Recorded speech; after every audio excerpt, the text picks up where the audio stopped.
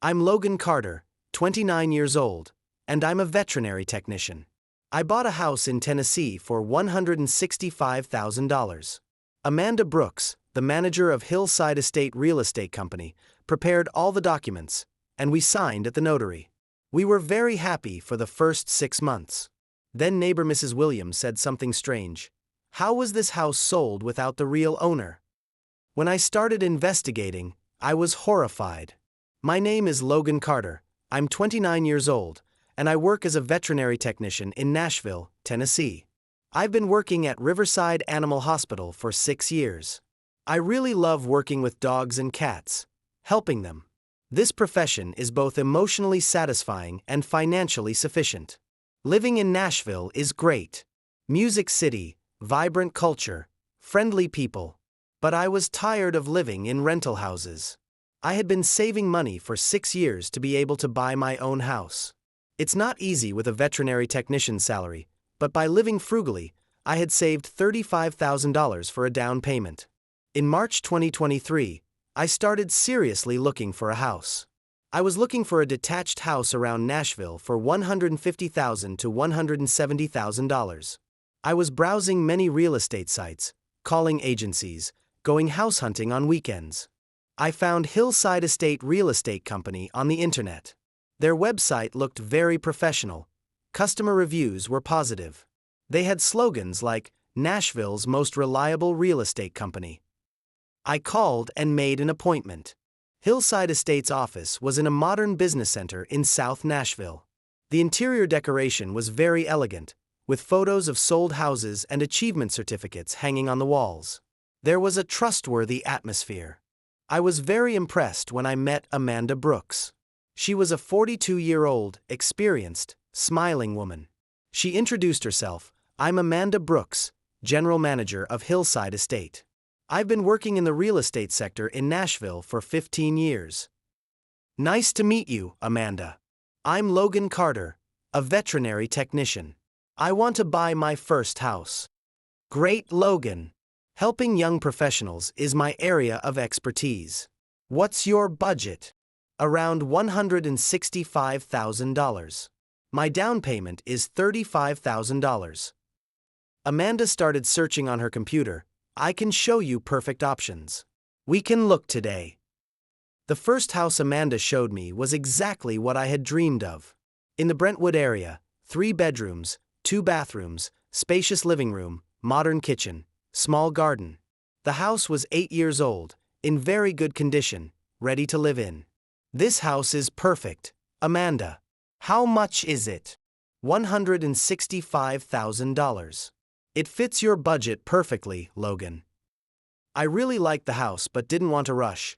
Amanda, I want some time to think. Of course, Logan, but this house is very popular. Other customers are also interested. We shouldn't wait too long. That evening when I got home, I examined the photos of the house again. Perfect location, 20 minutes from work, market, hospital, school all nearby. The price was also reasonable. Similar houses were $180,000 to $190,000. 2 days later I called Amanda. Amanda, I've decided to buy the house. Great news, Logan. Let me prepare the paperwork immediately. Amanda handled all the legal procedures very quickly. Mortgage application, home inspection, insurance procedures. Everything proceeded smoothly. Amanda really seemed experienced. Logan, the inspection report is perfect. There are no problems with the house. Mortgage approval has also come. We can arrange the signing ceremony at the notary. We met at the notary in the last week of April. Amanda brought the seller's representative with her. She said the seller Robert Mitchell was abroad and the sale was being made through a representative. Can't I meet with the seller, Amanda? Robert is currently on a business trip in Europe. His representative John Adams has full authority. No problem, Logan. I signed dozens of documents at the notary. Sales contract, mortgage contract, insurance policy, deed transfer document. Amanda explained and read each document to me. Everything seemed normal. Congratulations, Logan, you're now a homeowner. Amanda smiled and handed me the keys. I was very happy at that moment. My 6-year dream had come true. My own house, my own keys. I was grateful to Amanda. She really did her job well. Moving day was very exciting. My colleagues from Riverside Animal Hospital helped. Veterinarian Dr. Sarah Johnson also came. "Logan, the house is great. You're very lucky," said Sarah. "Thanks, Sarah. Amanda Brooks is really a good realtor. She organized everything perfectly." The first weeks were very enjoyable. I started decorating the house, tended to the garden, explored the new neighborhood. The neighbors welcomed me very warmly. Mrs. Williams was especially very helpful. Mrs. Williams was 68 years old, a retired teacher, had been living in this neighborhood for 25 years. She knew everyone, a wise woman who knew the neighborhood history. "Logan, welcome to our neighborhood. This house is very nice. The previous owner took very good care of it." "Thank you, Mrs. Williams. Did you know the previous owner, Robert Mitchell?" Mrs. Williams had a strange expression. "Robert Mitchell? Who's that?" "The previous owner of the house. The realtor said so." "Logan, no one has lived in this house for the last 3 years. The owner, Arthur Thompson, passed away 3 years ago. His heirs are also out of town." This information surprised me, but I didn't think much of it. Maybe Mrs. Williams was remembering wrong, I thought. 2 months later, neighbor Bill Henderson came. There was a problem with electrical work. Coordination with the previous owner was needed. "Logan, how can I contact Arthur Thompson's family?" "I don't know, Bill. I bought it from Robert Mitchell." "Robert Mitchell? I've never heard this name. Arthur's only heir is his son Edward, who lives in Chicago." This time I really started to get curious. Different names kept coming up.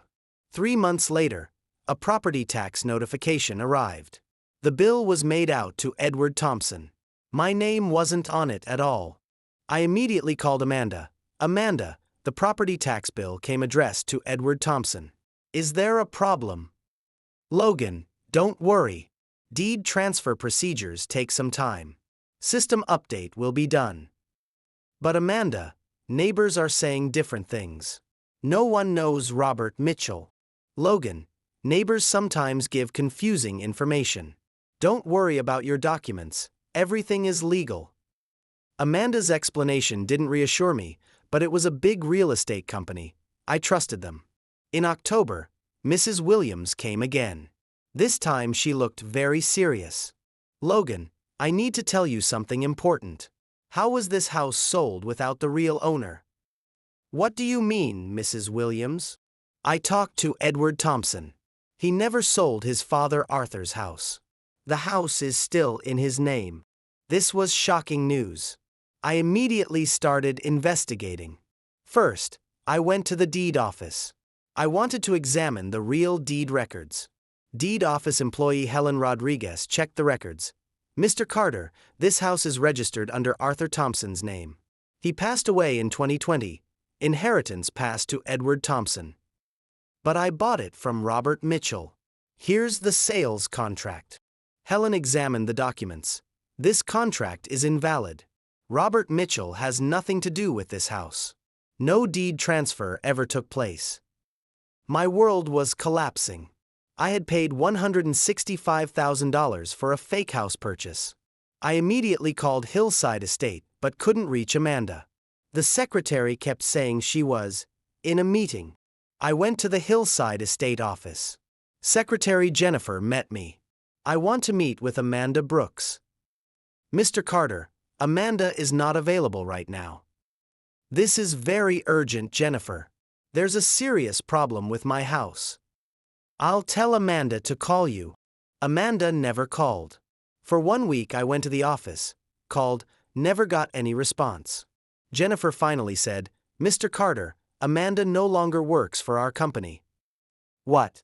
When did she leave?" "She resigned last week." This was now very suspicious. I decided to get legal help. I visited real estate law specialist Robert Ellis. Robert was 45 years old, with 18 years of experience, one of Nashville's well-known real estate lawyers. Robert carefully examined the documents. Logan, this is very serious fraud. Amanda Brooks made a fake sale. What do you mean, Robert? Arthur Thompson's house was never sold. Amanda prepared fake documents and took your money. The house still belongs to Edward Thompson. What happened to my money? It went to Amanda's accounts. We need to find her. Robert immediately started investigating. He examined Amanda Brooks' background. Logan, Amanda Brooks is not her real name. Her real name is Sandra Mitchell. She has a criminal record for real estate fraud. This was shocking news. Amanda had hidden her identity. Robert also investigated Hillside Estate's status. Logan, Hillside Estate is also a fake company. It's only been established for 6 months, has no real offices. Everything was a lie. Fake company, fake identity, fake sale. Robert, what can we do? First we need to find Amanda. Then we'll file a fraud lawsuit. We hired private detective Marcus Thompson. Marcus was a former police officer, with 20 years of experience, fraud specialist. Logan, these types of cases are increasing. Amanda is a professional fraudster. She uses multiple identities. Marcus started his investigation. Amanda's real identity was Sandra Mitchell. She had committed similar frauds in 12 different states over the past 5 years. Logan, Sandra Mitchell has defrauded $3 million. You're just her latest victim. Where is she now, Marcus? In Florida. Living with a new identity. But I can track her. Marcus conducted detailed surveillance work. He discovered that Sandra was living in Florida under the identity Rebecca Adams. With this evidence, we went to the police report. The Nashville Police Department Fraud Unit took the case seriously. Detective Lisa Johnson took over the case. Mr. Carter, this is organized fraud. We'll coordinate with the FBI. The FBI got involved. Sandra Mitchell / Amanda Brooks / Rebecca Adams was put on federal wanted list. During this process, I continued living in the house but was very stressed. The Real owner Edward Thompson could come at any time and demand the house back. We contacted Edward Thompson. He came from Chicago to Nashville. He was a very understanding man. Logan, you're also a victim. I never sold my father's house. This woman deceived all of us. Edward, what am I going to do? I paid $165,000. Logan, you continue living in this house. Let's wait until the fraudster is caught. Edward was very gentlemanly. He understood that I was also a victim. 3 months later, the FBI caught Sandra Mitchell in Florida. She was living in a luxury villa under the identity Rebecca Adams. She had $2.8 million in her bank. The court process began. The case, United States versus Sandra Mitchell, was heard in federal court. Judge Patricia Davis was managing the case. Sandra's charges were serious: identity fraud, document forgery, real estate fraud, federal fraud, money laundering. I also testified in the case as a victim witness. Sandra Mitchell completely deceived me. Fake identity, fake company, fake sale. She stole my life savings of $165,000. Sandra's lawyer Thomas Wilson made a defense, but the evidence was very strong. Federal prosecutor Jennifer Martinez detailed all of Sandra's frauds. Sandra Mitchell defrauded 23 people over 5 years, stealing a total of $3.2 million. Sandra looked very different in the courtroom. She was no longer the smiling Amanda Brooks, but a caught criminal. Judge Davis made her decision.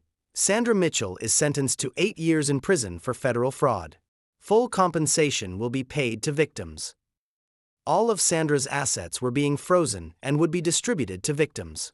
6 months later, the compensation decision came. Sandra's $2.8 million fortune was distributed proportionally to 23 victims. My share was the full compensation of $165,000. But the real surprise came from Edward Thompson. Logan, you lived in this house for 10 months, did renovations, took care of the garden. I want to sell this house to you. Edward, you're very kind, but. Logan, you're a good person. My father also loved veterinarians. This house should stay with you. It's yours for $140,000. Edward was making a really generous offer. I received $165,000 compensation, bought the house legally by paying $140,000. I even made a profit of $25,000. This time a real deed transfer was made. The house officially became mine. Today, 18 months later, I live happily in the same house. Sandra Mitchell is serving her sentence in federal prison. Other victims also received their compensation. My colleagues at Riverside Animal Hospital still listen to this story with amazement. Dr. Sarah Johnson, Logan, you turned out to be a real detective. This incident taught me important lessons. You need to be very careful in real estate transactions. The appearance of a big company is not a guarantee of trust. It's essential to have documents checked by an independent lawyer. Mrs. Williams is still my close neighbor. Logan, you acted bravely. This woman was also defrauding other people. On a sunny Sunday morning in Nashville, writing these lines in the garden of my own house, I escaped from Sandra Mitchell's insidious trap. Justice was delayed but found its place. Most importantly, the Betrayal owner Edward Thompson turned out to be very understanding. By standing together against fraud, we achieved justice. The message of this story is, fraudsters can look very professional, but the truth always comes out. You need to defend your rights and never give up.